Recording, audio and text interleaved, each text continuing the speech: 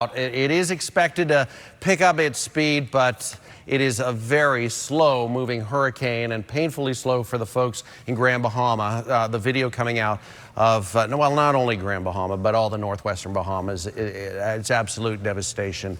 And we certainly feel for them, and we're watching it closely because if it shifts any farther west, we're going to get into those stronger winds. But if you look at the time loop, this is the last 6 hours. This is the GOES 16 satellite. You can see there's a trend here. There's a little bit of a drop in the satellite data from the satellite, but that trend is for just a slow motion toward the north-northwest. And so we put the ruler on it, and it seems to be about 8 to 10 miles in the last 6 hours. So that's encouraging, and hopefully that continues. It should. It's pretty much verifying what the official forecast had track at 11 o'clock. We have some big bands showing up on the radar. I'm going to go over to Steve in a minute. I just want to give you the latest on this. So the storm itself is about 105 miles away from South Florida, at least our coastline, the closest approach. And the forecast, nothing's really changed. 150-mile-an-hour winds, west-northwest at 1 mile per hour.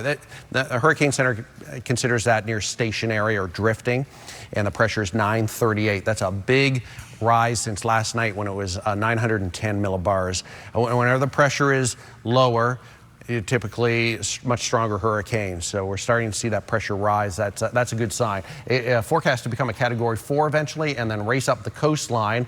I'm not going to race through this graphic, though. Here's a close-up look at that track, and you can see the cone has almost completely shifted off the coast. Now, that doesn't mean we're out of the woods, if you will, because this cone tells you where the center may be. So the center could still track on the western side of this cone and become more of a threat to us. But watching it, and I knew today would be like this, just keeping an eye on it and making sure that it moves north-northwest. And early signs are that it's trying to, slowly, but that was to be expected. That was the official forecast. It gets about 50 to 60 miles off our coastline at the closest approach. I would say more 60 at this point, but it's close enough that we do feel some of the effects. Here are some of the new computer model tracks coming in this afternoon.